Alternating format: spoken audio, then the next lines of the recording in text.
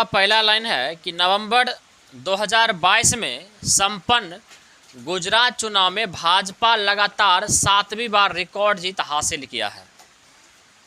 जब भी हाल ही में कोई चुनाव होता है किसी राज्य में, तो वहाँ से विधानसभा की सीटें की संख्या कितना है, किस पार्टी को कितना सीट प्राप्त हुआ है और कौन सी पार्टी सरकार बनाई है, कौन मुख्यमंत्री बने हैं, इस तरह का सवाल पूछा जाता है। तो अभी नवंबर 2022 में, क्योंकि ये फरवरी 2023 का करेंट अफेयर है, तो कंटेंट जो होगा ये नवंबर महीना का होगा 2022 का। तो नवंबर 2022 में गुजरात में चुनाव होता है और भाजपा लगातार 7वीं बार क्या करता है कि रिकॉर्ड जीत के साथ यहाँ पर जीत हासिल करता है। ये 7वीं बार लगातार जीतता है भाजपा यहाँ पे, ठीक है। 182 सीट वाली विधानसभा चुनाव में भाजपा 156 सीटों पर जीत दर्ज करती है।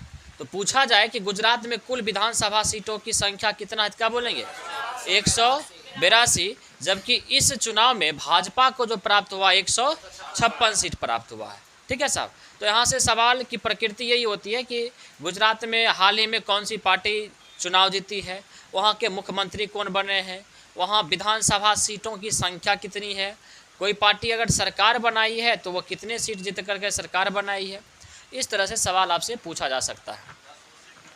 जबकि कांग्रेस केवल 17 सीटों पर जीत दर्ज कर पाई, कांग्रेस केवल 17 सीटों पर ही जीत पाई यहाँ गुजरात में, ठीक है ना। इस जीत के बाद पुनः मुख्यमंत्री गुजरात के भूपेंद्र पटेल बने हैं। कौन बने हैं? भूपेंद्र पटेल। ये पहले भी मुख्यमंत्री थे और फिर चुनाव हुआ तो पुनः बीजेपी की तरफ से फिर ये भूपेंद्र पटेल मुख्यमंत्री बन चुके हैं, जिन्हें शपथ ग्रहण राज्यपाल आचार्य देवव्रत दिलवाए। उस समय के जो राज्यपाल थे क्या कहते हैं, आचार्य देवव्रत, ये उनको शपथ दिलवाए हैं भूपेंद्र पटेल को। तो आप देखिए, ये है भूपेंद्र पटेल और ये है आचार्य देवव्रत, ठीक है। चलिए, अच्छा भूपेंद्र पटेल ये है, आचार्य देवव्रत ये है। अच्छा चलिए, धूप से आते हैं ना गांव से बौक करके, दिमाग हैंग कर जाता है। हाँ क्या बोले? केस उड़ा हुआ है, क्या बोले? बुध तक मेरा यही कहानी चलेगा, मंगल बुध तक जो है ना छुट्टी क्या देंगे। क्या बोले?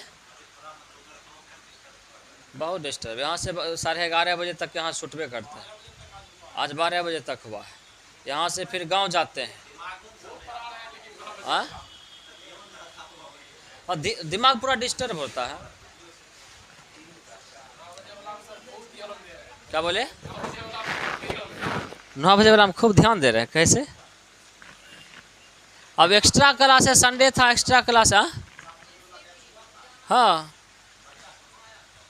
जितना आया, मेरा काम है पढ़ाना, बच्चा आवे नहीं आवे, मेरा काम है पढ़ाना। भगवान करे बच्चा नहीं आवे, भगवान करे नहीं आवे।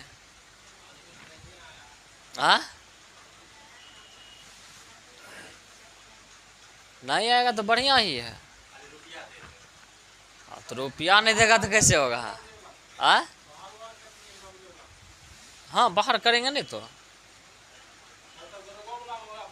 अब बैठने का जगह नहीं था और एडमिशनों नहीं लेता था तो क्या करते उसको, क्या करेंगे उसको बताइए। अब उसी का नंबर है। अभी तो दरोगा में बैठने की दिक्कत नहीं है। अभी सोमवार मंगल से अगर हो सकता है बच्चा रेगुलर हो, अगर दिक्कत होगा तो उसको में उसमें एडमिशन लगभग ले लिया। 27 या 28 को एडमिशन उसमें हाँ हुआ है, 28 को। कुछ बच्चा हुआ जो नए अभी ज्वाइन किया है, नया जो ज्वाइन किया है वो अभी बचा हुआ है। एक्चुअली कि जितना प्रीफरेंस देते हैं ना बच्चा, उतना नाजायज फ़ायदा उठाता है। 3 दिन डेमो क्लास में 10 दिन डेमो क्लास दे देते हैं, तैयो एडमिशन नहीं लेता है, महीना का महीना पढ़ लेता है। क्या बताए? हाँ सही बात। तो इसी लेकर के अब स्ट्रिक्ट होना ज़रूरी होता है। हाँ,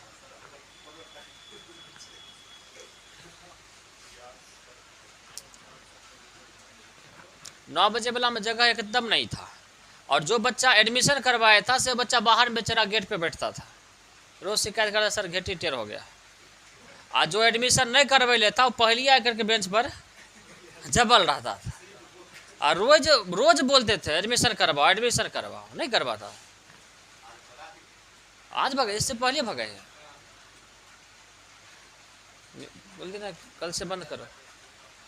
गेट पे लड़का को खड़ा रखेंगे, सीधा बोले गेट पे लड़का को खड़ा रखेंगे और बोलेंगे कौन गेट पे आया, फलना लड़का आया, ठीक है डायरी देखते कितना पैसा दिया है। हाँ वो तो याद रहबे न करता है। तो कन्फर्म के लिए तब कल कुछ कमा है, तब कमा है। क्या बोले 1500 वाला ज़्यादा नहीं हुआ है, 8 गो हुआ 1500 वाला। गजब हाल है, पूरे बैच में 8 गो एडमिशन हुआ तो उसमें क्या होगा, होबे करेगा। आज आवे, कल आवे, परसों आवे, 2 महीना के बाद आवे, जाएगा कहाँ? चाहे यहाँ इस देवी के दरबार में आवे और चाहे दोसर देवी के दरबार में, 2 तो दरबारे है, कहाँ जाएगा। चलिए, तो ये बातें समझ में आया। चलिए अब देखिए अगला है कि 68 सदस्यीय सीट वाली हिमाचल प्रदेश में संपन्न विधानसभा चुनाव में कांग्रेस 40 सीट पर विजय प्राप्त कर सरकार बनाई है।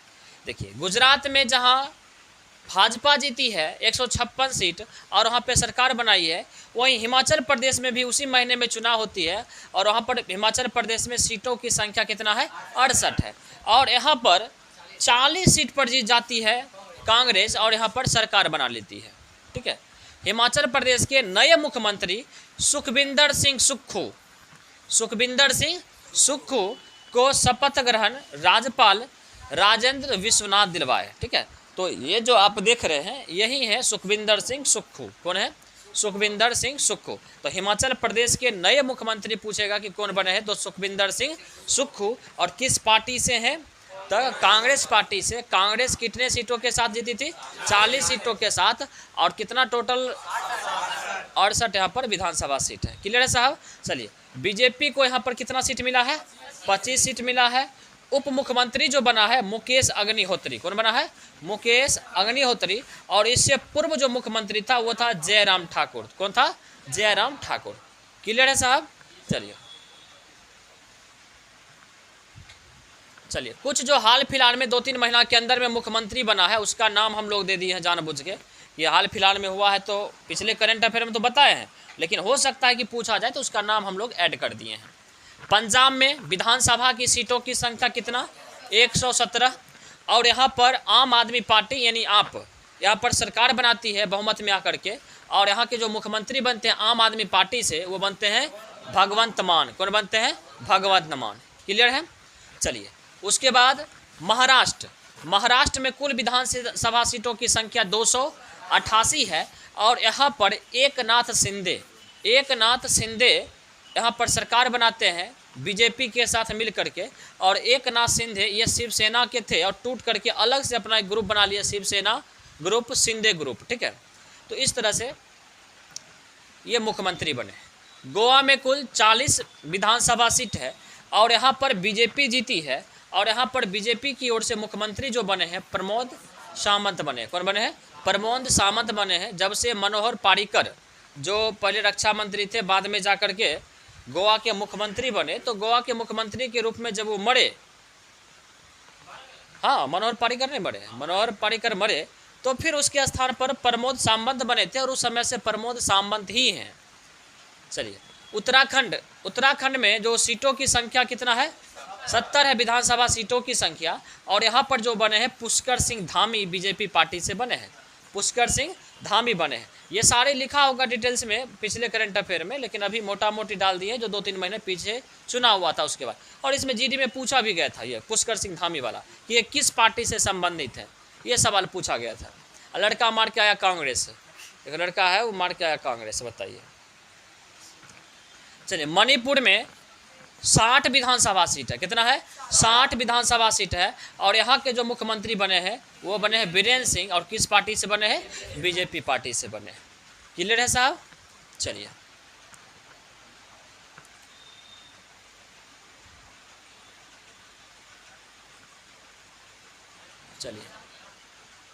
नेक्स्ट है साहब, आम आदमी पार्टी गुजरात में 5 सीटों पर जीत एवं 12% मत प्राप्त कर राष्ट्रीय पार्टी की दर्जा प्राप्त कर ली है। राष्ट्रीय पार्टी की दर्जा प्राप्त कर ली है। देखिए, राष्ट्रीय पार्टी का दर्जा हर पार्टी को नहीं मिलता। अभी तक जो राष्ट्रीय पार्टी था वो 8 था, लेकिन आम आदमी पार्टी को भी अब मिल चुका है। तो राष्ट्रीय पार्टी के दर्जा के लिए 2-3 क्राइटेरिया होता है। चाहे तो आप अलग अलग राज्यों में 4 राज्यों में कम से कम आप 4 विधानसभा सीट को जीत करके आइए, पहला क्राइटेरिया।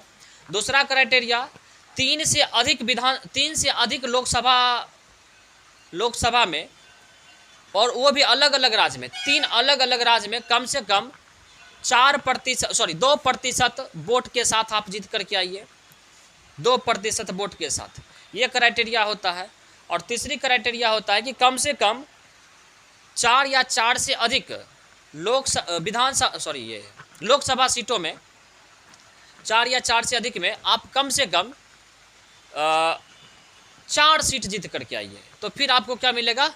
राष्ट्रीय पार्टी का दर्जा मिलेगा। ये बताएंगे पॉलिटी में, जब राष्ट्रीय पार्टी का दर्जा किस प्रकार से मिलता है, क्षेत्रीय पार्टी किस तरह से बनती है, ये सारे उसमें डिटेल से बताएंगे। तो इससे पहले राष्ट्रीय पार्टी जो था, राष्ट्रीय पार्टी का मतलब ये हुआ कि पूरे भारत का पार्टी, और उसका चुनाव चिन्ह किसी दूसरे पार्टी को दिया नहीं जा सकता है। लेकिन क्षेत्रीय पार्टी का मतलब ये हुआ कि किसी राज्य विशेष में वो पार्टी है, और उसका चुनाव चिन्ह अगर बिहार में है तो हो सकता है वो चुनाव चिन्ह उत्तर प्रदेश में देखने के लिए मिलेगा या दूसरे राज्यों में देखने के लिए मिलेगा। ऐसे बातें और भी सुविधाएं बढ़ जाती है। इसको अपना जब राष्ट्रीय पार्टी मिलता है तो उसको गवर्नमेंट की तरफ से अपना एक मुख्यालय मिल जाता है, विभिन्न प्रकार की सुविधाएं मिल जाती है, ये सारी सुविधाएं मिल जाती है। तो अभी तक 8 पार्टी थी राष्ट्रीय पार्टी, और आम आदमी पार्टी गुजरात में 5 विधानसभा सीटों में जीत हासिल कर ली, और वहाँ पर 12% मत हासिल कर ली, जिसके कारण इसे राष्ट्रीय पार्टी का दर्जा दिया गया। राष्ट्रीय पार्टी का जब इन्हें दर्जा दिया गया तो देखिए कि किन किन राज्यों में ये जीत करके आए हैं। आम आदमी पार्टी 4 राज्य, दिल्ली, पंजाब, गोवा, दिल्ली, पंजाब एवं गोवा में राज्य स्तरीय पार्टी की दर्जा प्राप्त कर चुकी है। तो दिल्ली में, पंजाब में, गोवा में, अब हो गया इसका गुजरात में, तो ये 4 जगह से कर ली। ठीक है, 4 जगह से ये क्या कर ली? हाँ, अभी बताए ना कि 5 सीटों पर, तो दिल्ली, पंजाब, गोवा और गुजरात में 5 सीट पर जीती है। तो क्या बताए, कम से कम 4 क्या कहते हैं, स्टेट में 4 सीट होना चाहिए। ये 5 सीट लेकर के चले आया, इसका मतलब है कि इसे क्या मिल गया? राष्ट्रीय पार्टी का दर्जा मिल गया। तो इस तरह से इसे राष्ट्रीय पार्टी का दर्जा मिल गया। तो हो सकता है कई बार सवाल आ जाता है कि निम्नलिखित में से कौन राष्ट्रीय पार्टी है, इस तरह से सवाल, या निम्नलिखित में से कौन किसे राष्ट्रीय पार्टी का दर्जा नहीं मिला है। तो कम से कम राष्ट्रीय पार्टी को आप ध्यान में रखिए कि राष्ट्रीय पार्टी कौन कौन सा है। चलिए देख लेते हैं हम लोग। तृणमूल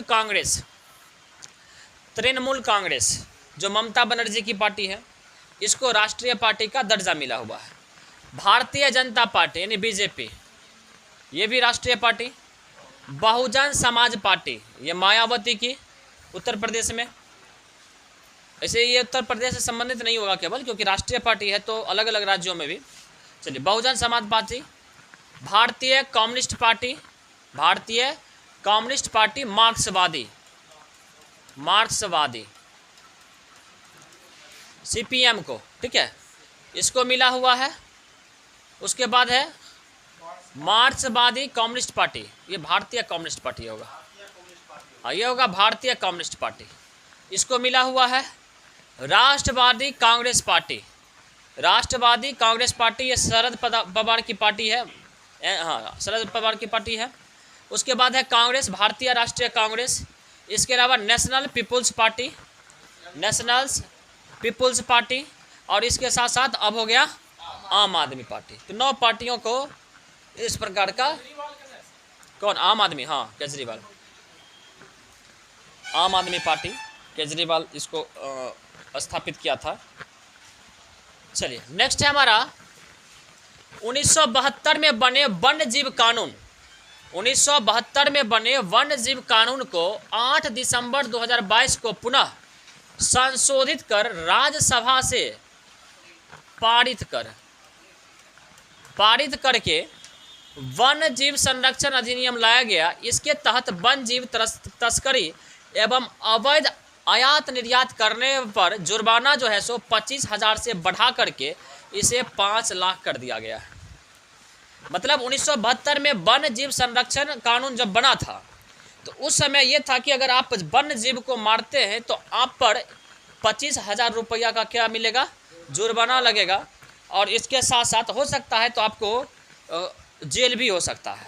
इस तरह का प्रावधान है, ठीक है ना।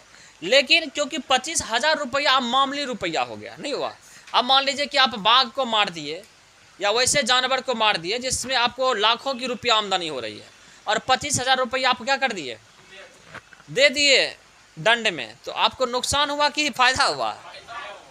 फायदा हुआ ना। तो इसीलिए करके इस सारी चीज़ों को देख करके थोड़ा सा, क्योंकि वन्य जीव को संरक्षित करने के लिए इसके क्या कहते हैं सज़ा को बढ़ा दिया, इसमें जो दंड होता है उसको बढ़ा दिया। दंड 25,000 से बढ़ा करके इसे 5 लाख रुपया कर दिया। कितना कर दिया है? 5 लाख रुपया कर दिया है।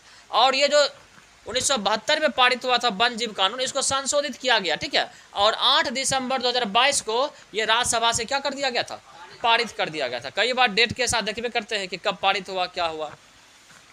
चलिए, भारत एवं फ्रांस के बीच 2016 में संपन्न समझौतों के तहत भारत को 36वां राफेल दिसंबर 2022 में प्राप्त हुए। इस राफेल का निर्माण डसाल्ट एविएशन ने किया था। ये सवाल पूछा गया है, जब फर्स्ट बार राफेल हमको मिला था ना, तो ये सवाल पूछा गया था कि हाल ही में फ्रांस के साथ जो राफेल सौदा हुआ है वह किस कंपनी के साथ हुआ है। तो याद रखिएगा किसके साथ हुआ है, डसाल्ट एविएशन। किसके साथ? डसाल्ट एविएशन के द्वारा हुआ है। और हम लोग 36 राफेल का समझौता किए थे फ्रांस के साथ 2016 में, और अंतिम जो है सो वो आपको राफेल नवंबर में दे दिया गया, 36वां राफेल, ठीक है ना, सॉरी दिसंबर में दे दिया गया। और इस पर कुल खर्च जो आया था ना इस राफेल पे 9 अरब डॉलर। कितना आया था? 9 अरब डॉलर। अगर इसको रुपया में देखेंगे तो 58,000 करोड़। कितना आया था? 58,000 करोड़ ये 36 राफेल पर खर्च आया था, ठीक है सर। लड़ाकू विमान है राफेल, ठीक है। लगता फोटो नहीं लगा है। चलिए, ये क्लियर है साहब। तो यहाँ से पूछा जा सकता है कि राफेल का सौदा किन देशों के साथ हुआ, किस कंपनी के साथ हुआ, कितना राफेल था और कितने रुपया का डील था। तो ये सारी चीज़ आपसे सवाल यहाँ से पूछा जा सकता है। चलिए, नेक्स्ट है भ्रष्टाचार के मामले में। भ्रष्टाचार के मामले में मालदीव के पूर्व राष्ट्रपति अब्दुल्ला यामीन को 11 वर्ष की कारावास की सजा दी गई तथा 50 अरब डॉलर जुर्माना किया गया। 50 अरब डॉलर, 11 वर्ष जेल और 50 अरब डॉलर जुर्माना। अब समझ जाइए, इतना 9 अरब है, कुछ नहीं है यहाँ पे, सीधे 6 गुना है लगभग, नहीं है तो 5.5 गुना। तो इतना आप समझ सकते हैं कि कितना ही घोटाला किया होगा ये अब्दुल्ला यामीन। ये क्या किया था जानते हैं? मालदीव का जो सामरिक द्वीप हुआ करता था ना उसको बेच दिया था, लीज पे दे दिया था, और देश को बताया भी नहीं। समझ रहे? ये काम किया था ये क्या कहते हैं अब्दुल्ला यामीन, जो सामरिक रूप से ना जो मजबूत था जो द्वीप मालदीव का, वो क्या कर दिया, बेच दिया, पता भी नहीं चलने दिया। समझ रहे हैं? और तब बाद में जा करते भ्रष्टाचार के आरोप में, समझ रहे हैं, ये है देखते हैं कोट पहनने चोरबा कहीं का, कोट पहन ले है, चोरी करता कोट पहन कर, मुंह नहीं देख रहे, लगता 50 अरब डॉलर जैसा में। ये सब देश को बेच देगा, पता नहीं चलने देगा। बताइए, गजब हाल है। हाँ, पद से हटा तब इस पर जो है सो जांच बैठा, तब पता चला कि सारे द्वीप जो है ना ये बेच डाला है। हाँ, तो बताइए, ऐसा रहेगा तब तो देश को बेच देगा। ये तो अभी द्वीपे बेचा है। चलिए, तो इसको 11 वर्ष का याद रखिएगा साहब। पूछा जाएगा कि हाल ही में किस देश के पूर्व राष्ट्रपति को 11 वर्ष की सजा और 50 अरब डॉलर की जुर्माना हुआ है, तो क्या बोलेंगे? मालदीव का। क्या नाम है इसका? अब्दुल्ला यामी। ठीक है, चलिए ये तो पूर्व थे। वर्तमान में कौन है इसको भी देख लेते हैं। वर्तमान जो राष्ट्रपति कौन है? इब्राहिम मोहम्मद सोली। इब्राहिम मोहम्मद सोली, आप ये जो पिक देख रहे हैं यही है इब्राहिम मोहम्मद सोली। ठीक है साहब, इब्राहिम मोहम्मद सोली। चलिए क्लियर है। चलिए वो तो वहाँ का मालिक है ना, तो कहाँ का इब्राहिम तो है, मालदीव का नहीं? हाँ हाँ मालदीव मालिक का।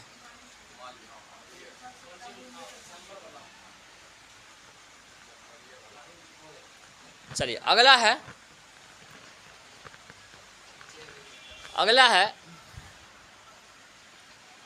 कि जैव विविधता पर अंतर्राष्ट्रीय जलवायु सम्मेलन COP15 का आयोजन दिसंबर 2022 को कनाडा के मॉन्ट्रियल में संपन्न हुआ। यह आयोजन चीन की मेजबानी में संपन्न हुआ। ये तो सवाल अब छप जाता है, दिसंबर में भी छपा है सवाल, अभी हुआ है ये एग्जाम, उसमें छपा है, समझ रहे हैं। तो याद रखिएगा कि जैव विविधता के लिए अंतर्राष्ट्रीय जलवायु का जो COP15 सम्मेलन हुआ वो कहाँ हुआ? कनाडा के मॉन्ट्रियल में। लेकिन अध्यक्षता कौन किया? चीन किया। देखिए ये होने वाला था 2020 में, ये जो होने वाला था 2020 में होने वाला था, लेकिन चीन बोला क्या कि यहाँ पर हमारा यहाँ कोरोना हो गया है। क्या बोला? हमारा यहाँ कोरोना हो गया है, हम यहाँ नहीं करवाएंगे। आए समझ में? तो फिर इसको बोला कि ठीक है तुम 2021 में करवा लो। 21 में फिर बोला कि हमारा यहाँ फिर एक वायरस आ गया है, समझ रहे हैं? कौन वायरस है? BF7 आया था, BF7। हाँ बोला BF7 आ गया, हाँ बोला BF7 आ गया, समझ रहे हैं? हम नहीं करवा पाए। तब कनाडा वाला बोला कि तोरा है सब दिन कोरोना रहबे करेगा, ऐसा करो हमारा यहाँ आके करवाओ, लेकिन करवाएगा जरूर, समझ रहे हैं? तब हुआ कहाँ? कनाडा में, लेकिन अध्यक्षता कौन किया? चीन किया। ऐसा जो बात है याद रखिएगा कि कनाडा के मॉन्ट्रियल में हुआ और अध्यक्षता जो किया कौन किया? चीन किया। क्लियर है साहब? लाइट जलाया ही नहीं था।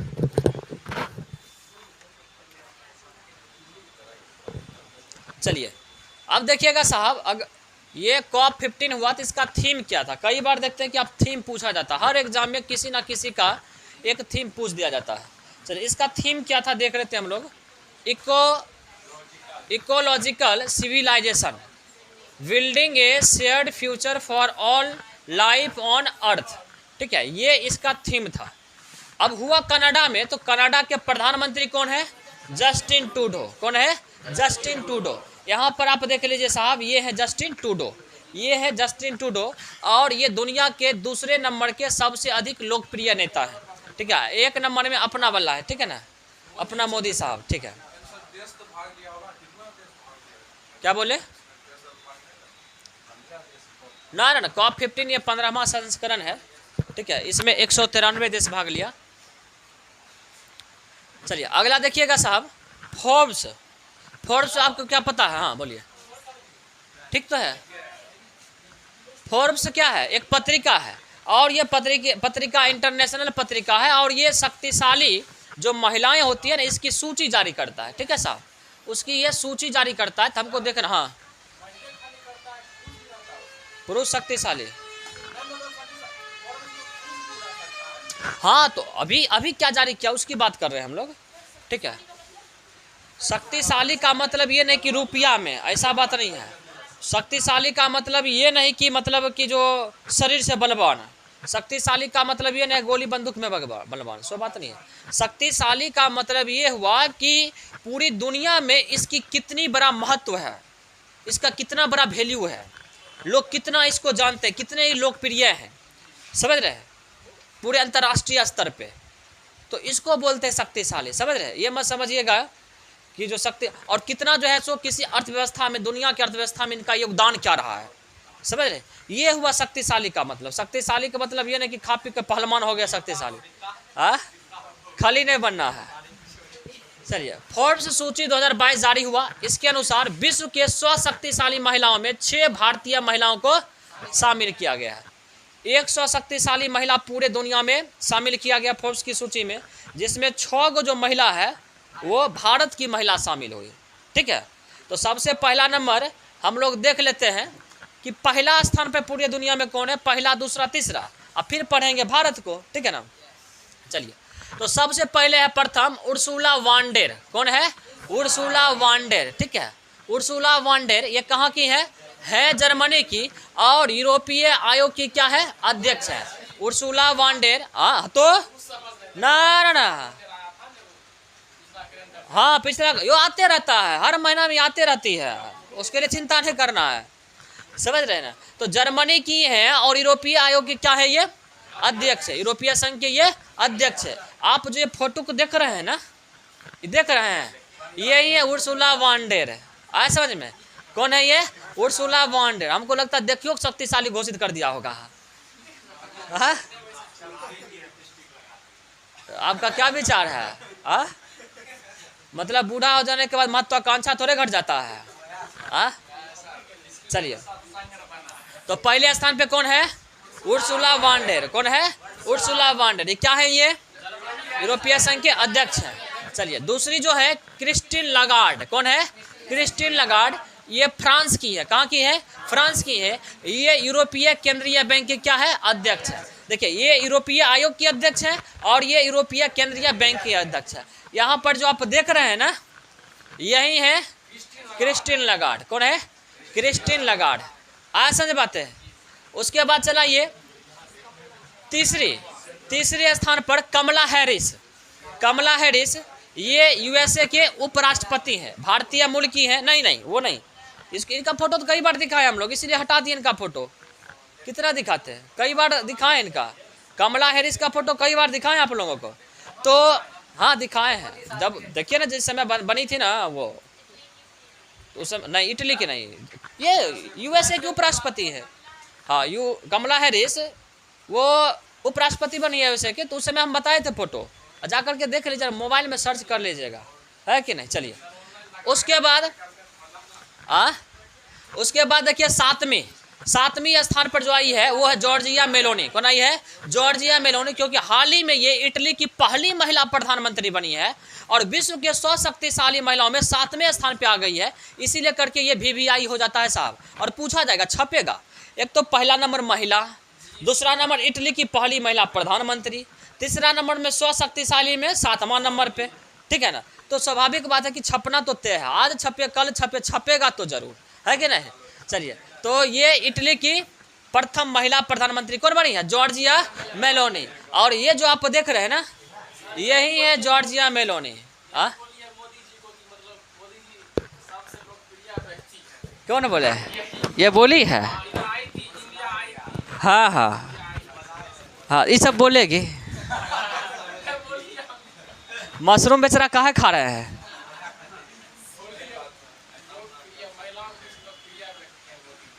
अब देखिए, जब पूरे क्यों नहीं बोलेगी, गलत कौन बोल दी? जब रिपोर्ट जारी हुआ तो पूरे रिपोर्ट कहता है कि पूरे दुनिया का सबसे अधिक लोकप्रिय नेता अपना साहब है, नरेंद्र मोदी हैं, है कि नहीं। तो ये बोल दी तो कौन अजूबा कर दी, बताइए।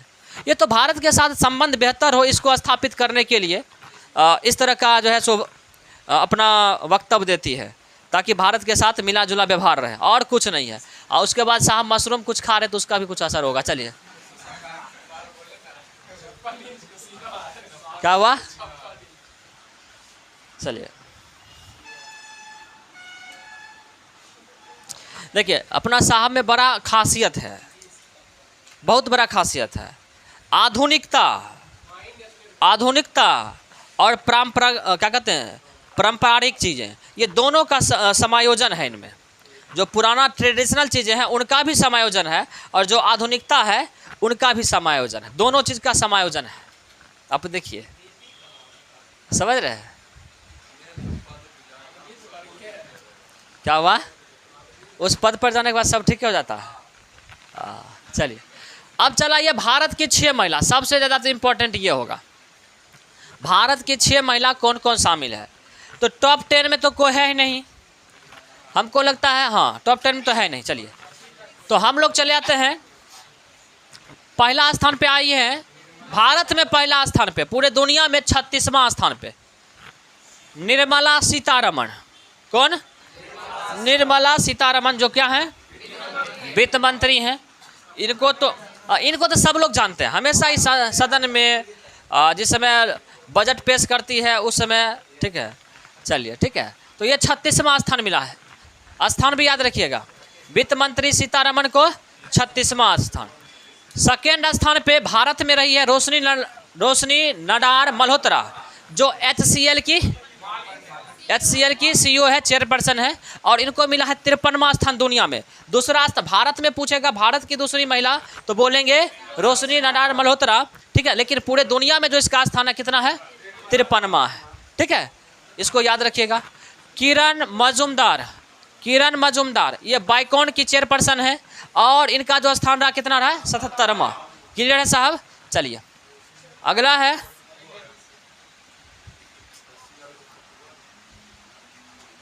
ये जो आप देख रहे हैं ना, ये है रोशनी हाँ HCL की रोशनी मल्होत्रा, यही है रोशनी मल्होत्रा, लग भी रही हैं।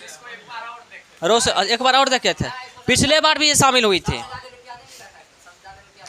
अमीरी में, उसमें भी पिछले शक्तिशाली महिलाओं में भी ये शामिल थी, ठीक है। ये लगातार शामिल हो रही है 5 साल से लगातार। चलिए उसके बाद फाल्गुनी नायर, ये नायका, ये सौंदर्य उत्पादन नायका जो कंपनी है, किसका जानते हैं? हाँ, जो लगाता है, हाँ उस पोतना वाला जाता है ना, वो पोतना कंपनी का मालिक है। हाँ, पुट्री और नहीं लगता है मुंह में, उसको नहीं, उसको दूसरा बोलते हैं, उसको कौन सी बोलते हैं, प्लास्टर ऑफ पेरिस नहीं, फाउंडेशन। हाँ फाउंडेशन, सही बात है। फाउंडेशन जो होता है ना, सौंदर्य मतलब क्या, कि जो मेकअप का सामान होता है ना, मेकअप का सामान जितना भी दाग धब्बा है ना, सब एकदम क्लियर। हाँ, जिस तरह से देखिए फाउंडेशन बेच देते हैं, तो बच्चा के अंदर में जो भी दाग धब्बा होता है, त्रुटि होता है, सब क्या हो जाता है, दूर हो जाता है। उसी तरह से महिला लोग मुंह में लगाती है फाउंडेशन, जितना दाग धब्बा खाई हुई होगा ना, वो सब क्या हो जाता है। हाँ, देखते हैं सड़क पे जब खाई हो जाता है गड्ढा, तो ओकरा पर क्या करता है, अलकतरा और गिट्टी डाल के JCB चला देता है कि नहीं। उसी तरह महिला लोग फाउंडेशन डाल के ऊपर से हाँ मार लेती है फाउंडेशन। हाँ, तब बराबर लगेगा लेवल, समझ रहे हैं, तब लगेगा लेवल में। उसको हटा दीजिए, खटारा गाड़ी। चलिए, तो इनको जो स्थान मिला, कौन मिला है, 89वां। कौन सा स्थान? आप लोग को काहे दिक्कत हो रहा है, आप लोग तो करबे नहीं करते हैं, जाने वो जो करे है कि नहीं। तो चैनल का कोई दोस्त है नहीं इसमें, गलत क्या बोल दिए, हम तो वही बोले हैं जो आप लोग करते हैं, ठीक है। अगर सुनने में इतना प्रॉब्लम है तो करना छोड़ दीजिए, हम लोग नहीं बोलेंगे, और क्या। चलिए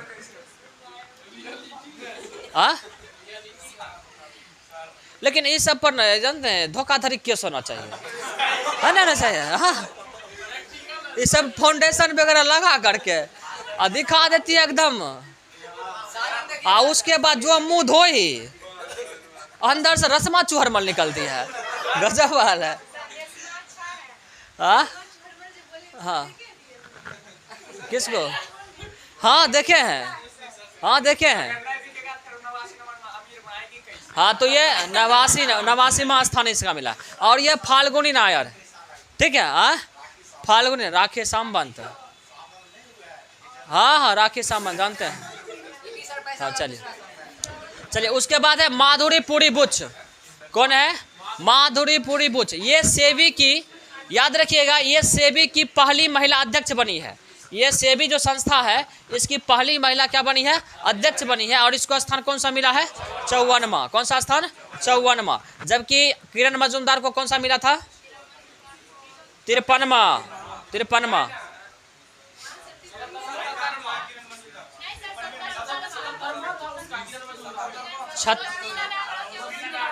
अच्छा, रोशनी नडार का, सही बात है। चलिए अब देखते हैं हम लोग, अगला है सोमा मंडल से भी ये संस्था है जो एक्सचेंज शेयर बाजार का जो मार्केट होता है ना, उसको ये देख रेख करता है। शेयर बाजार का जो भी आप रुपया लगाते हैं ना, उसका देख रेख जो करता है वो सेबी संस्था करता है।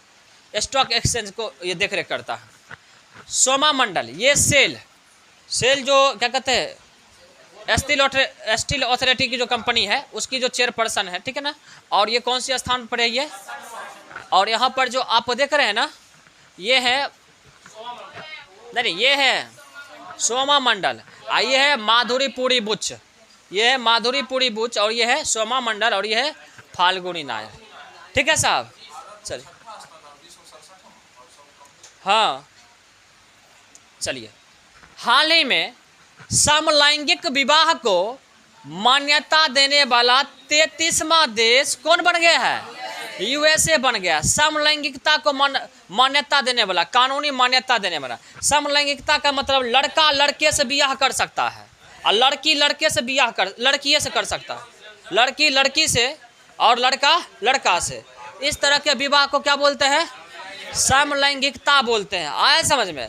इसीलिए करके वो जो है ना भोजपुरी वाला गायक लड़का लड़के से मना के हनीमून गाना गया था, वो क्या नाम था उसका, वो छोटा सा ना जो लड़का है वो, कहाँ, हाँ तो वही बात ना बोल रहे। देखिए कर लेना अलग बात है, कर लेना अलग बात है, कानून को आप तोड़ के कर लिए समलैंगिकता को तो वो अलग बात है, लेकिन कोई देश मान्यता दे रहा है तो ये अलग बात है। दोनों दो पहलू है, और ऐसा नहीं बात है, दोनों अलग बात है। चोरी आप कर लिए अलग बात है, और कोई देश चोरी करने को सही ठहरा दिया वो अलग बात है, दोनों अलग चीजें हैं, ठीक है। तो 33वां देश कौन बना है, यूएसए बना है, और ये VVI बन जाता है साहब, ठीक है। चलिए भारत तो पहले ही तैयार था इसके लिए, तो चलिए अगला देख लेते साहब। नेपाल में पुष्प कमल दहल प्रचंड, नेपाल में पुष्प कमल दहल प्रचंड के नेतृत्व में पुनः वाम दलों की सरकार का गठन किया गया। ये आदमी का नाम है, फूल का नाम नहीं समझिएगा, ठीक है। पुष्प कमल दहल प्रचंड, ठीक है ना। इस सरकार के गठन KP शर्मा ओली की पार्टी CPN के समर्थन से हुआ। मतलब वाम दल वहाँ पर है, वाम दल का नेतृत्व करता है पुष्प कमल दहल प्रचंड, और जो KP शर्मा ओली था वो था CPN पार्टी से। दोनों पार्टी मिल गया, और दोनों पार्टी मिल गया तो वो जो था पहले से जो क्या कहते हैं प्रधानमंत्री, उसका क्या नाम था, नहीं KP शर्मा ओली तो उसके बाद भी बना है ना, KP शर्मा ओली तो पहले था, कौन था, शेर बहादुर देउवा था ना, शेर बहादुर देउवा। तो उसको हटा दिया गया और ये इसके से समर्थन लेकर के बहुमत में आ गया, और प्रधानमंत्री कौन बन गया, पुष्प कमल दहल प्रचंड। और ये 2.5 साल का ये समझौता किया है। ये जो आप फोटो देख रहे हैं साहब, यही है पुष्प कमल दहल प्रचंड। कौन है, पुष्प कमल दहल प्रचंड, ठीक है ना। चलिए चलिए अगला है साहब, प्रशांत महासागर में स्थित फिजी के नए प्रधानमंत्री सितविनी राबुक बने। ये पीपुल्स अलायंस पार्टी से संबंधित है। कम से कम इतना बात याद रखिएगा, क्योंकि नए प्रधान, और खास करके फिजी जैसे द्वीपों, एक द्वीपीय देश है जो कहाँ अवस्थित है, प्रशांत महासागर में, ठीक है ना। तो यहाँ के जो नए क्या बने हैं, प्रधानमंत्री बने हैं, कौन बने हैं, सितविनी कौन बने हैं, राबुक बने हैं। और ये किस पार्टी से संबंधित है, पीपुल्स अलायंस पार्टी से संबंधित है साहब, क्लियर है। चलिए नेक्स्ट हम लोग देख लेते हैं। अच्छा, ये अभी प्रधानमंत्री बने हैं सितविनी राबुक, तो इससे पूर्व कौन थे, इससे पूर्व कौन थे, बोरके बेनिम राम, कौन थे, बोरके बेनिम राम थे इससे पूर्व। और बताइए फिजी की राजधानी सुबा। यहाँ की जनसंख्या कितनी है, 9 लाख, कितनी है जनसंख्या, 9 लाख कुल मिला के, ठीक है। एकदम छोटा सा द्वीपीय देश है प्रशांत महासागर में।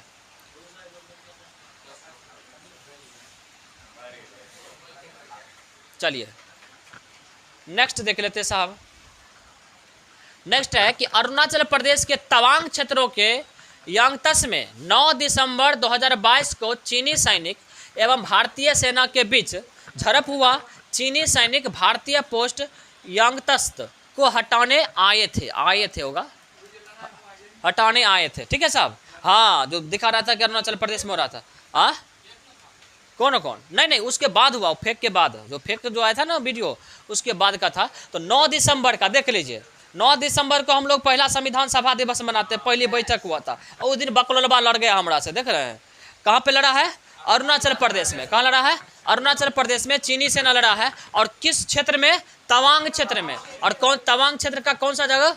यांगतस में, ठीक है ना। और किस पोस्ट को हटाने के लिए आया था? भारतीय पोस्ट को, यांगतस को, या यांगतस होगा, हाँ ठीक है, पोस्ट भारतीय पोस्ट है ये, ठीक है, भारतीय पोस्ट है यांगतस। इसको हटाने के लिए आया था कि ये मेरा पोस्ट है। लेकिन हमारी सेना जो है ना बड़ा जो है सो तंदुरुस्त होकर के इसकी धुलाई किया, समझे ना। तो अंतिम में वहाँ से ये लोग भाग गया और फिर जा करके समझौता हुआ, डेलीगेशन गया, समझौता हुआ, तो फिर वो चीन वाला लौट करके गया। बीच बीच में जब देह में दर्द उसको होने लगता है ना, तो चल आता भारतीय सेना का ना रोरा खाने के लिए, आए समझ में, खुनवाने के लिए आ जाता है। जब खुना जाता है बढ़िया से तो लौट जाता है, हाँ मसाज करवाने के लिए। और बताइए इसको समझ में आता है। भारतीय सेना जो होता है 6 फीट का होता है, 6.5 फीट का। आई भुट गई ना इतना इतना चला तक उठा के फेंक देगा बेल जैसे ऐसे करके, वो बुझावे करता है इतना। बताइए गजब हाल है, इतनी इतनी तो होबे करता है। बताइए इतना इतना होबे करता है। जितना यहाँ मूढ़ी बड़ा बोरा होता है उतना तो अगर चीन वाला सेना होता है, उठा के फेंक देगा ऐसी है, बुझबे न करता है। चल आता है झूठ मूठ का, जब आता है मार खा के जाता है। गजब हाल है, सही है ना बोले। मूढ़ी का बोरा इतना बड़ा होबे न करता है। अब बहुत होगा चीनी सेना, तनी कितना होगा, समझ रहे, बहुत हो गया, हाँ तो बहुत हो गया। चलिए अगला देख लेते हैं हम लोग। जापान, इक्वाडोर, माल्टा, मोजाम्बिक, स्विट्जरलैंड। अच्छा यहाँ पर डेट जरूर याद रखिएगा, 9 दिसंबर 2022 को, क्योंकि यही डेट पूछता, देखते बीपीएससी वाले को बड़ा बदमाशी करता है।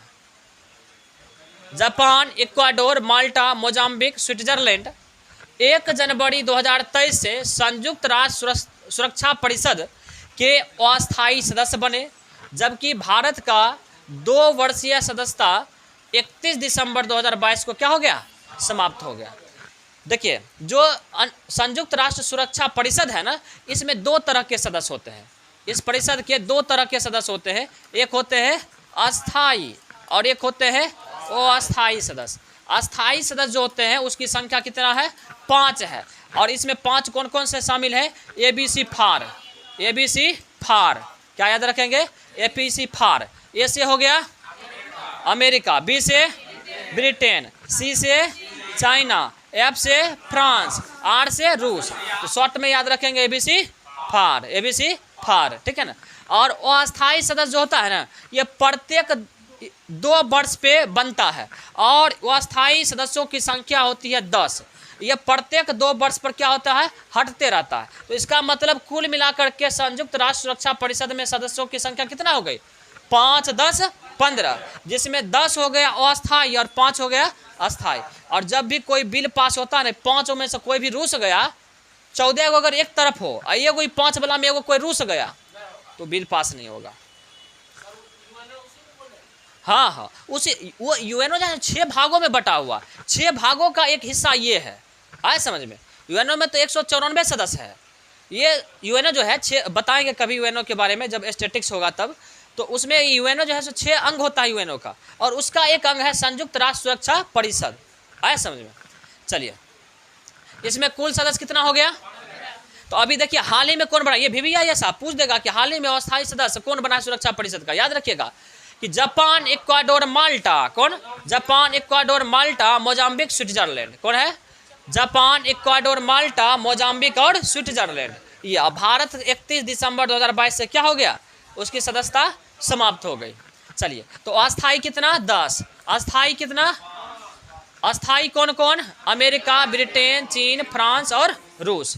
क्लियर है? चलिए अब जो बना है 5 गो, तो उसकी राजधानी याद रखिए कि हो सकता है कि पूछ दे, क्योंकि हाल फिलहाल में बना है।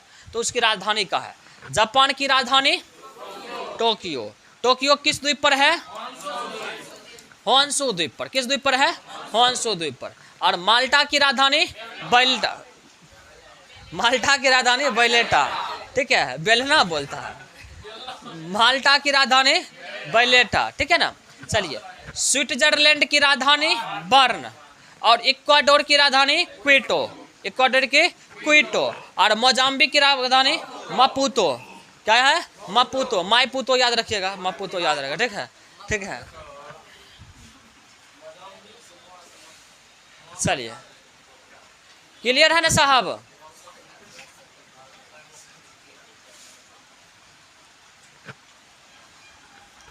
चलिए अगला देख लेते हैं हम लोग।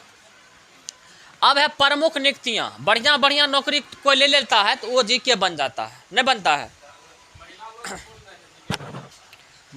महिला तो बनबे करती है, और नियुक्ति जिसकी हो जाती है बढ़िया नौकरी में तो वो भी जीके बन जाता है। कोई अधिकारी नियुक्त हो गया अच्छे पोस्ट पर तो वो भी जीके बन जाता है। साहब नौकरी लेगा वो, और आपको नौकरी लेना है तो कौन पोस्ट पर नौकरी किया है वो याद रखिए, तब आपको नौकरी होगा। चलिए, तो रेलवे बोर्ड के चेयरपर्सन एवं सीईओ कौन बने हैं? अनिल लाहोटी। कौन बने हैं?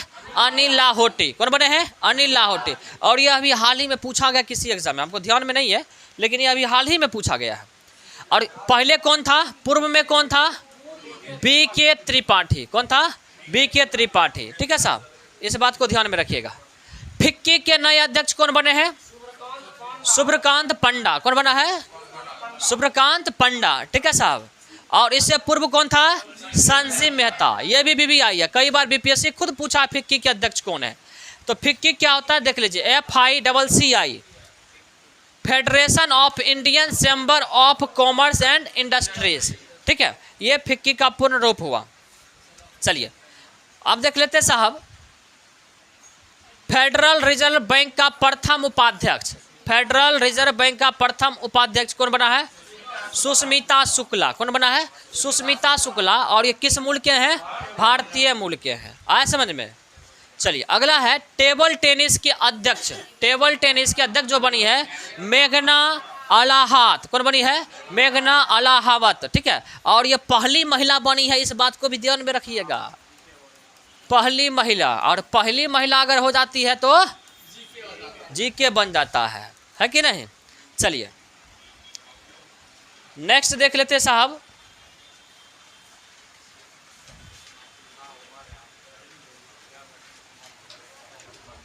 चलिए नेक्स्ट है कि टाइम पत्रिका। टाइम पत्रिका के द्वारा यूक्रेन के राष्ट्रपति व्लादिमीर जेलेंस्की को पर्सन ऑफ द ईयर 2022 से घोषित किया गया है। पर्सन ऑफ द ईयर 2022 से घोषित किया गया है। एगो दूगो नहीं लिया है, दर्जन, कम से कम तो हाफ दर्जन लिखा दिए हैं इसको अवार्ड। आप देख लीजिए 2022 के करंट अफेयर में 2022 में हाफ दर्जन से अधिक ही अवार्ड लिया है।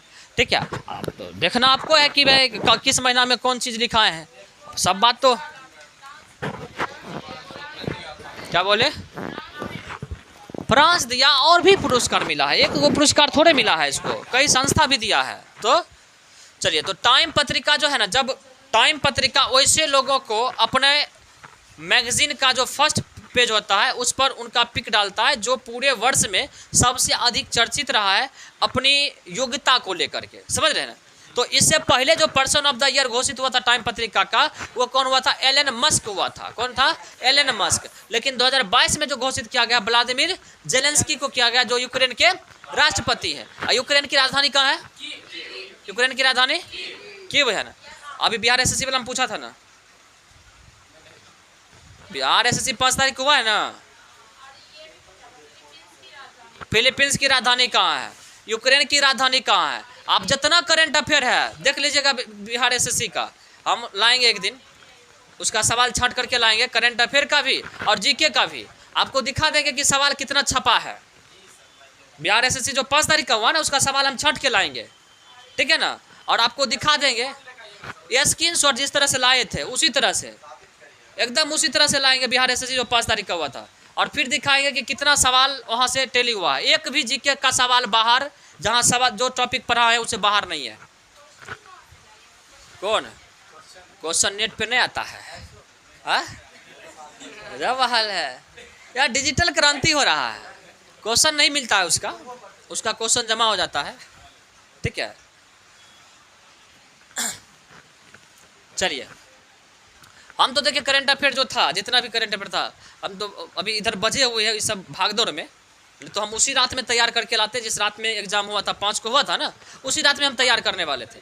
हाँ, बुध के बाद दिखा देंगे आपको। 75 सवाल था ना उसमें, 75 सवाल लगभग जीके जीएस का 75 सवाल। 75 सवाल में हमको लगता है कि 40-45 के आसपास सवाल हम लोग मतलब टकराने का मतलब जो आप लोगों को पढ़ाए हैं सिलेबस में अभी तक, बाकी अगर टोटल सिलेबस को जोड़ दें तब तो अलग बात है, तब वो अलग बात है। याद है तो हल्का है, नहीं है या तो भारी है, सीधी बात है। जीके जीएस क्या है, अगर आपको याद है तो हल्का है, नहीं याद है, अगर पूछ दे यूक्रेन की राजधानी कहाँ है, कीव, ऑप्शन में दे दे डीब, अब मार्क आ जाएगा डीब, तो जीके जीएस भारी हो गया है, समझ में, सीधी बात है कि नहीं? तो चलिए, तो पर्सन ऑफ द ईयर कौन घोषित हुआ है? Vladimir Zelensky. चलिए साहब, और इससे पहले 2021 में घोषित हुआ था एलन मस्क, जो टेस्ला और स्पेस एक्स का मालिक है। ठीक है साहब, चलिए इसको याद रखिएगा, VVIA साहब। चलिए, दरोगा वाला में छपेगा। चलिए, मिस अर्थ 2022, मिस अर्थ 2022, हंस रहे हैं, देखिए हम बोलते हैं सब हंसता है, कहाँ है? और मेरा मजाक बनाने का, और मजाक बनाने का, अब हमको क्या पता क्यों मजाक बनाएगी। हाँ, क्या होता है, देखते हंस देता है, गजब। हाँ, लिख लिए तो बढ़िया है, लिख लिए कि दरोगा में छपेगा तो बढ़िया है। हाँ ठीक है, चलिए देखिए, गलत नहीं बोलते हैं, ऐसा नहीं है कि गलत बोलते हैं। ठीक है, आप देखिए अभी बोले ना मनीला, देखिए मनीला सामने में है ना, कीव की बात की, कीव अभी बताए हैं ना, इससे पहले भी बताए हैं ना, तो सवाल छपता है, ऐसा नहीं है कि, और ये आप खुद गेस करिएगा, मेरे बोलने का क्या आवश्यकता है आप उसके। ओ मतलब अच्छा, आपदा से पहले प्रबंधन कर चुके हैं ना, ये सोच चुके हैं। नहीं, कुछ नहीं बोलेगा आज, कुछ नहीं बोलेंगे महिला पर, कुछ नहीं। हाँ क्या बोले? मेरा अधिकार है आज, ठीक है। देखिए अच्छा, अगर हम महिला पे बोलते हैं तो महिला का अधिकार के लिए लड़ते हैं। हाँ देखिए, अभी अगर हम नहीं लड़े महिला के अधिकार के लिए, मजाक बनाते हैं।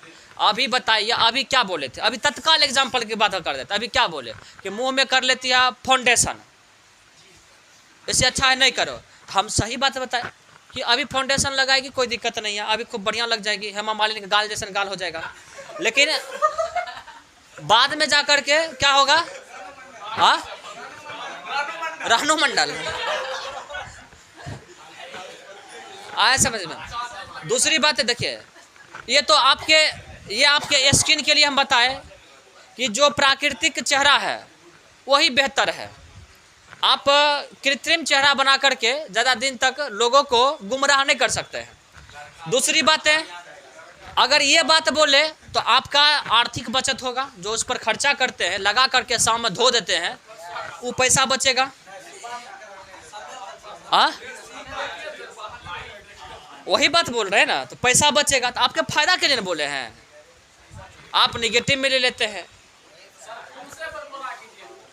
चलिए,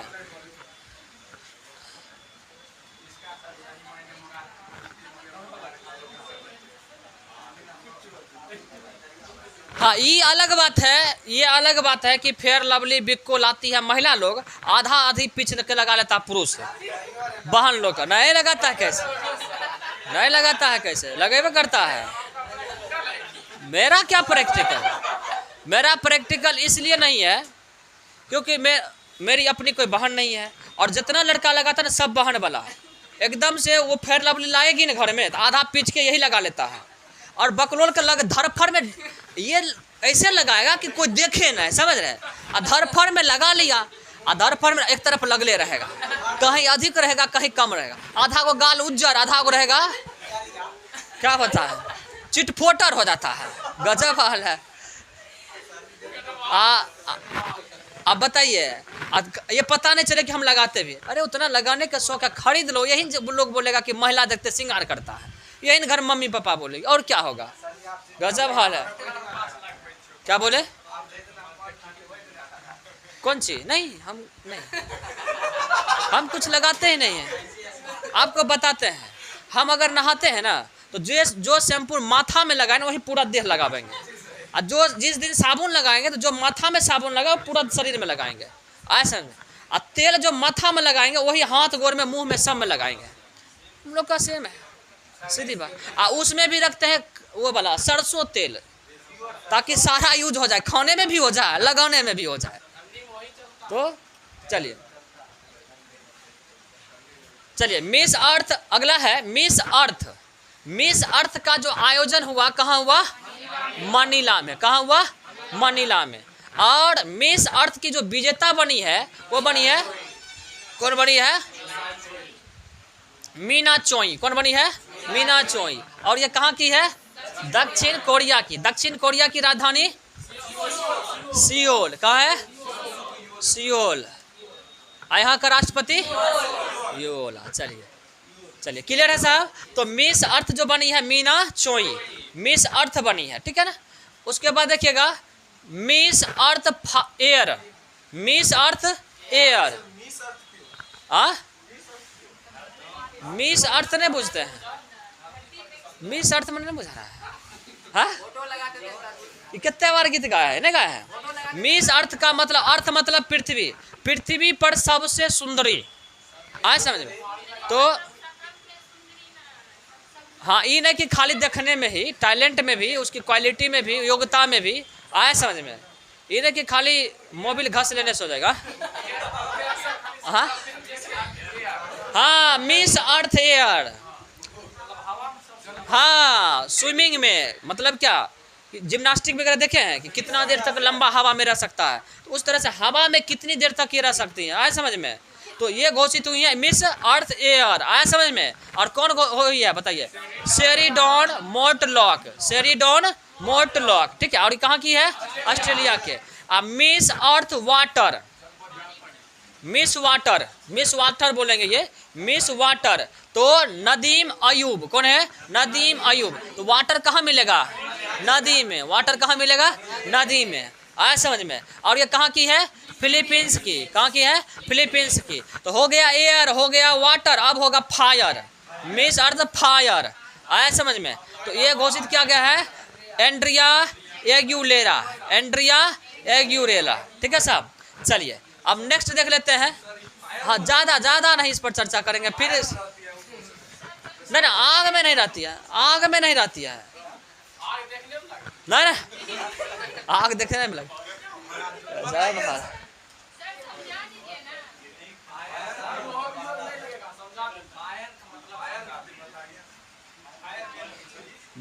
फायर का मतलब हुआ कि वाटर, एयर, समझ? वाटर, एयर और अर्थ तीनों में बेहतर, वो कहलाती है फायर। आया समझ में? चलिए, मिस महाभियोग हम पर पहले लगा हुआ, इसलिए थोड़ा कम कर रहे हैं कंट्रोल। चलिए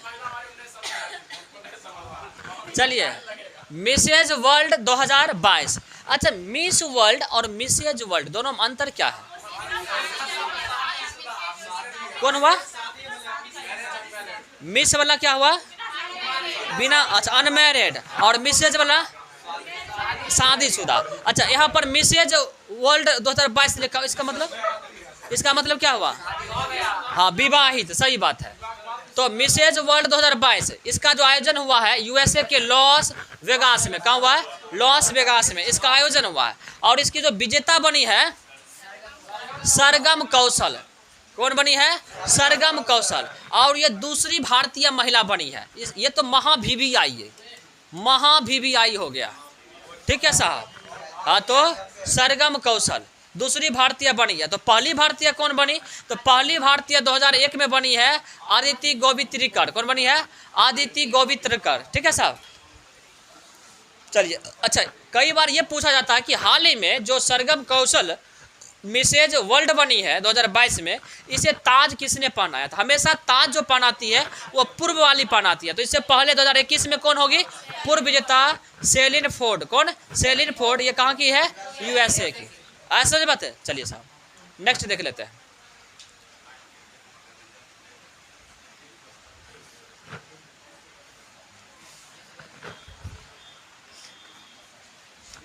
चलिए, विश्व बैडमिंटन महासंघ द्वारा जारी पुरस्कार 2022। विश्व बैडमिंटन महासंघ द्वारा जारी पुरस्कार 2022 मतलब पूरे वर्ष में कौन सर्वश्रेष्ठ खिलाड़ी रहा, चाहे वो पुरुष में या महिलाओं में, इसको घोषित किया जाता है। और ये भी काफ़ी इंपॉर्टेंट बन गया है क्योंकि भारतीय लोग इसमें शामिल है। चलिए, सर्वश्रेष्ठ पुरुष बैडमिंटन खिलाड़ी विश्व बैडमिंटन महासंघ के द्वारा किसे घोषित किया गया है? Viktor Axelsen. किसे? विक्टर एक्सेलसेन, डेनमार्क का। देखिए, हर करंट अफेयर मेरा कम से कम 2 महीना में रिपीट जरूर होता है, एकदम फिक्स है। कम से कम मिलेगा तो 2 महीना में मिलेगा। चलिए, दूसरा है सर्वश्रेष्ठ महिला बैडमिंटन खिलाड़ी अकाने यामागुची। किसे बनाया गया है? अकाने यामागुची को बनाया गया है, घोषित किया गया है। और ये कहाँ की है? जापान की। ठीक है। सर्वश्रेष्ठ पैरा बैडमिंटन खिलाड़ी मनीषा रामदास। मनीषा रामदास को पैरा बैडमिंटन खिलाड़ी, ठीक है ना, पैरा मतलब विकलांग, जो हाँ सर्वश्रेष्ठ पैरा बैडमिंटन खिलाड़ी, ठीक है। किसे? मनीषा रामदास को। ये कहाँ की है? भारत की। ठीक है, तो ये VVI बन जाता है साहब। चलिए, उसके बाद है साहित्य अकादमी पुरस्कार 2022। साहित्य अकादमी पुरस्कार 2022। तो याद रखिएगा कि 8वीं अनुसूची में जो 22 भाषाएं हैं उसके साथ साथ अंग्रेजी को भी मिला लिया गया है। 22 भाषाओं के साथ साथ राजस्थानी और अंग्रेजी भाषा, कुल मिलाकर के 24 भाषाओं में यह पुरस्कार दिया जाता है साहित्य के क्षेत्र में। तो पूछा जाएगा साहित्य अकादमी पुरस्कार किस क्षेत्र में दिया जाता है? साहित्य के क्षेत्र में। कितनी भाषाओं को? 24, जिसमें 22 जो भाषा 8वीं अनुसूची में वर्णित है वो, और 2 भाषा राजस्थानी और अंग्रेजी। तो कई बार पूछा जाएगा कि वह कौन सा भाषा है जो 8वीं अनुसूची में वर्णित नहीं है लेकिन उसे साहित्य अकादमी पुरस्कार दिया जाता है, तो क्या बोलेंगे? चलिए, क्लियर है साहब। चलिए, अब कौन भाषा को किसे मिला है? सारे तो रचना असंभव है, 24 भाषा का अलग अलग, लेकिन जो इंपॉर्टेंट है उसको हम लोग कर दिए। चलिए, हिंदी के लिए जो मिला है बद्री नारायण को। हिंदी भाषा के लिए साहित्य अकादमी पुरस्कार किसे मिला है? बद्री नारायण को। और इसे किस पुस्तक के लिए मिला है? तुमाडी के शब्द। कौन सा किताब है? तुमाडी के शब्द, ठीक है, इसके लिए मिला है। सेकेंड है अंग्रेजी। अंग्रेजी के लिए मिला है अनुराधा राय को। किसे मिला है? अनुराधा राय को। All the lives we never lived. All the lives we never lived, इस किताब के लिए अनुराधा। देखिए, औ से अंग्रेजी, औ से अनुराधा, औ से ऑल, देख रहे हैं क्रम से। देखिए, कई बार होता है ना, कई बार होता है कि कुछ कनेक्टिंग वर्ड होता है ना, वो आपको सही करवा देता है। चलिए, असमिया भाषा के लिए किसे मिला है? मनोज गोस्वामी को। भूल सत्या किसके लिए मिला है? भूल सत्या। चलिए, चौथा है डोगरी। डोगरी के लिए मिला है बीना गुप्ता को। किसे मिला है? बीना गुप्ता को। 6 रूपम किसके लिए मिला है? 6 रूपम। चलिए, अच्छा, डोगरी भाषा कहाँ बोला जाता है?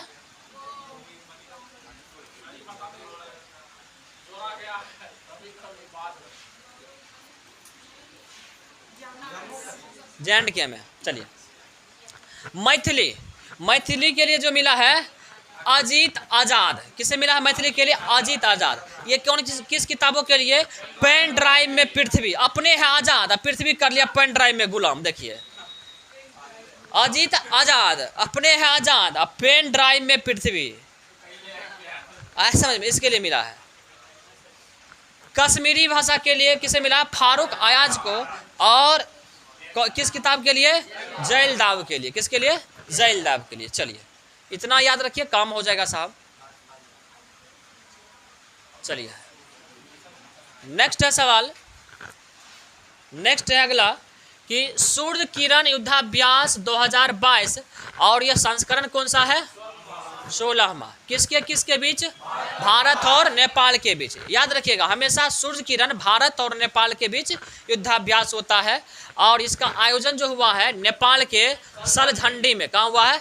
नेपाल के सलझंडी में हुआ था। स्थान याद रखिएगा साहब, बाकी तो सूर्य किरण तो रटा गया होगा, इतना बार बताए हैं। चलिए साहब, उसके बाद है कांजी युद्धाभ्यास। कौन सा है? कांजी युद्धाभ्यास। ये किसके बीच होता है? Bharat plus Kazakhstan. Bharat plus Kazakhstan. आयोजन कहाँ हुआ है? मेघालय के उमरोई में। कहाँ हुआ है? मेघालय के उमरोई में। क्लियर है? चलिए, अब चलाइए फीफा वर्ल्ड में। फीफा वर्ल्ड कप, फीफा विश्व कप 2022। इसका आयोजन कहाँ हुआ था? कतर में। आयोजन कहाँ हुआ था? कतर में। और इसका जो विजेता बना है वो कौन बना है? अर्जेंटीना। अर्जेंटीना बना है। तो अर्जेंटीना टीम के कप्तान कौन थे? Lionel Messi. कौन थे? Lionel Messi. और उप विजेता जो बना फ्रांस, उप विजेता बना फ्रांस। और ये जो फाइनल मैच हुआ था वो लुसाइल स्टेडियम में फाइनल मैच हुआ था। कहाँ हुआ था? लुसाइल स्टेडियम में। ठीक है साहब। और 2026 में जो होगा वो किसके द्वारा आयोजित होगा? यूएसए, कनाडा और मैक्सिको। मैक्सिको, ठीक है, मैक्सिको, यूएसए, कनाडा और मैक्सिको के द्वारा आयोजित होगा 2026 में। चलिए, विजय हजारे ट्रॉफी। विजय हजारे ट्रॉफी, तो इस पहला ही सवाल क्रिएट होगा कि इसका संबंध किस खेल से है? क्या बोलेंगे? क्रिकेट। क्रिकेट में कुल कितना प्लेयर खेलता है? महिला लोग को बोलने दीजिए। कितना? 11। एक ओवर में कितने गेंद फेंके जाते हैं? 6 गो। चलिए, सही। हाँ, नहीं, सही बात बोली, सही बात है। हाँ, चलिए, अच्छा, चलिए, नहीं, एक ओवर की बात की है, आप लोग फंसाई नहीं से। हाँ, थर्ड एम्पायर तो सब जानती है। हाँ, चलिए, सही बात बोल रही है, तो आप लोग बकलोल बुझ रहे हैं। चलिए,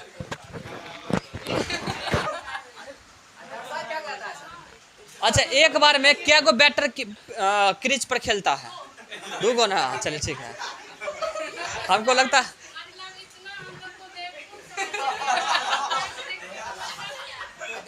देखिए, देखिए, अच्छा, सवाल पूछना गुनाह है क्या?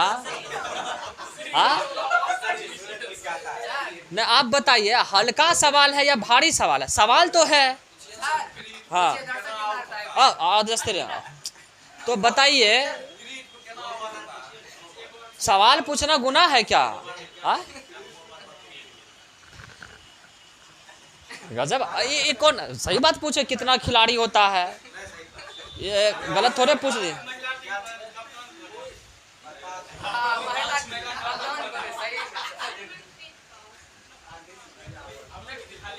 तो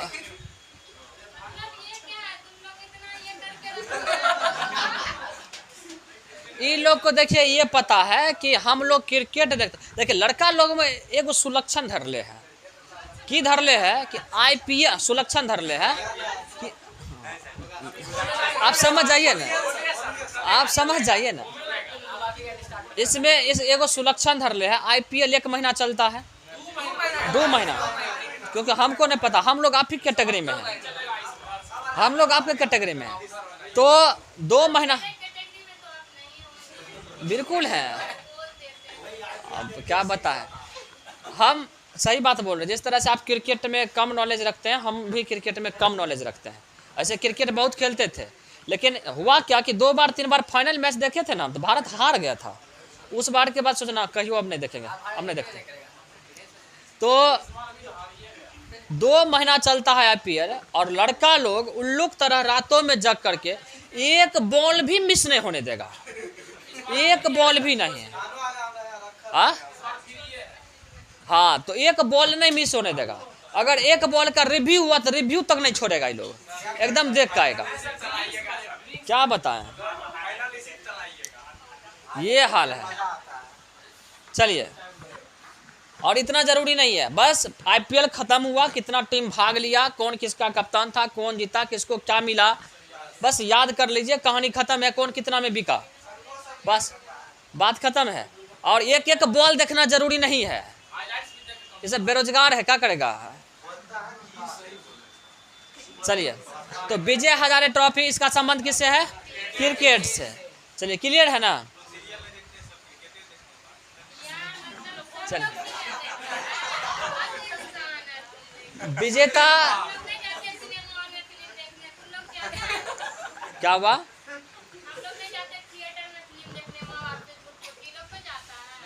देखिए, सिनेमा देखना गलत नहीं है, पहला चीज ये। और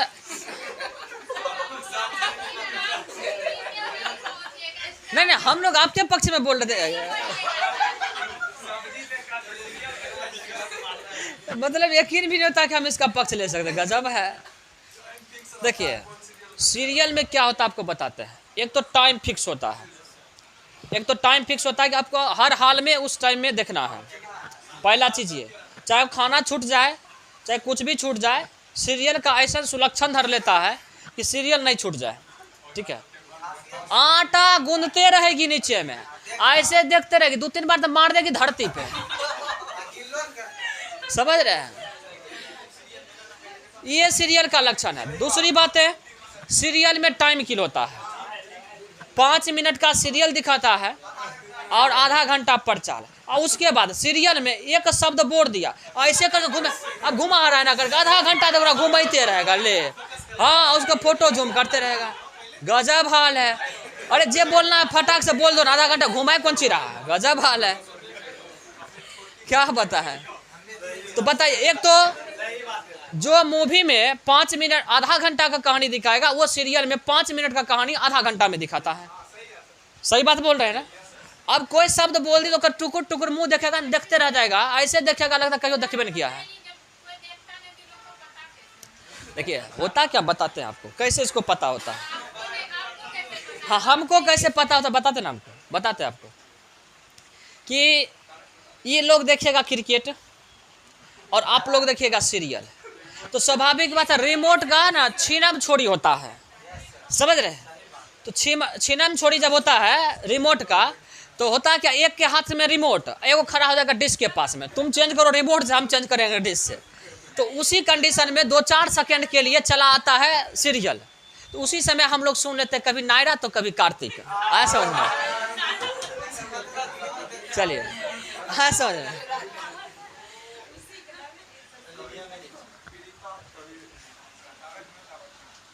क्लियर है ना। हाँ डील होता है, सही बात है, डील होता है कि प्रचार आएगा क्रिकेट वाला पे तब देंगे सीरियल वाला पे, और सीरियल पे आएगा प्रचार तब आएंगे क्रिकेट वाला पे। तो दोनों को देखना पड़ता है, कंप्रोमाइजेशन है, क्या करिएगा। चलिए और कोई बात नहीं। दूसरी बात है, एक भी सीरियल हमको बताइए जो हम देखें, और वो सीरियल जिसमें कुछ ऐसा सीखो, बेहतर सीखो, ये बताइए। ये घर के हन झगड़ा दिखाएगी, मत पूछिए। गजब हाल है, का सीरियल हन निकालता है बकलोल वाला कि घर को बर्बाद कर देता है। सही बात बोलते हैं, लड़ाई लगा देता है। अब छोटी बहू रहे कि बहू रहे, तो किसी में साली जीजा को फुसला लेता है, किसी में कोई ककरो फुसला। गजब हाल है। अब की दिखा रहा बताइए, गजब हाल है, तरीका बता रहा नहीं, गजब हाल। देखिए तरीका सीख लिया ना, सीआईडी क्या सीरियल है ना एक तरह से। देखिए देख करके वो ताप मार के फ्रिज में घुसा दिया, बताइए क्या बताए। चलिए आ जाइए क्रिकेट पे, हो गया ये सब। देखिए ये जो मजाक नहीं था, ये बीच में जैसे फिल्म में बीच में देता है सॉन्ग, आइटम सॉन्ग, क्यों नींद आ रहा है तो माइंड थोड़ा सा आपका क्या हो जाए, फ्रेश हो जाए, तो समझिए थोड़ा सा। हाँ देखिए रबिया कैसे फ्रेश हो गया, देखिए। चलिए तो विजय हजारे ट्रॉफी जीता कौन, सौराष्ट्र। कौन जीता, सौराष्ट्र। और किसको हरा के जीता, महाराष्ट्र।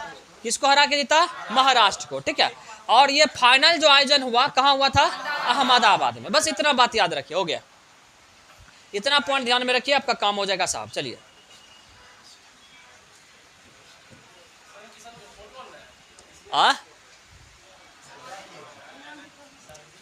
अगला है साहब कि दृष्टिबाधित T20 विश्व कप 2022।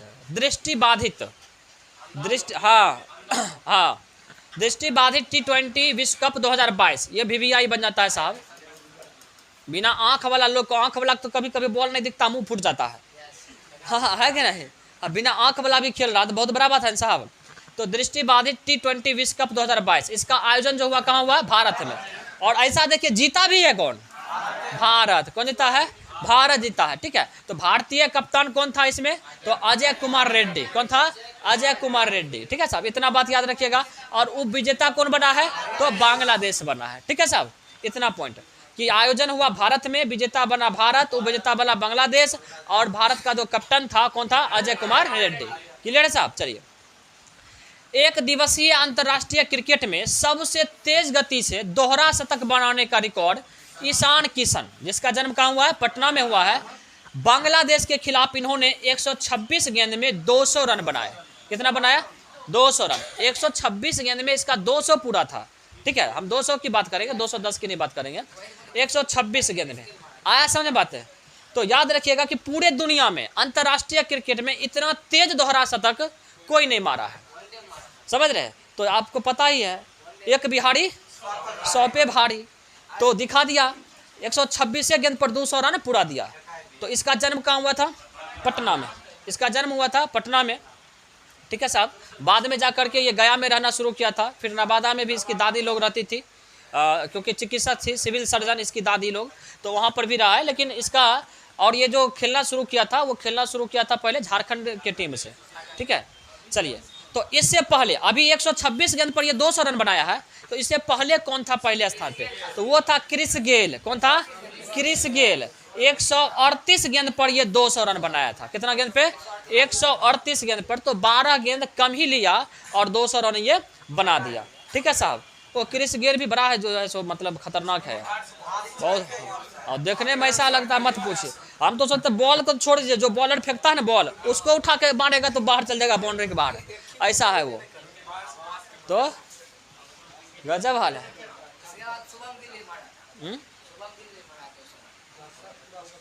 तो ये जो आप देख रहे हैं ना साहब, ये जो पिक है यही है ईशान किशन का, ठीक है। चलिए, वर्ष 2023 को पौष्टिक अनाजों के लिए अंतर्राष्ट्रीय वर्ष यूनेस्को के द्वारा घोषित किया गया है। इस पॉइंट को याद रखिएगा, पूछा जाएगा 2023 को अंतर्राष्ट्रीय वर्ष के किस अंतर्राष्ट्रीय वर्ष के रूप में यूएन ने घोषित किया है। क्या बोलेंगे हम लोग, पौष्टिक अनाजों के लिए। किसके लिए, पौष्टिक अनाजों के लिए। क्लियर है साहब। चलिए, आज भर रहने देते हैं, ठीक है।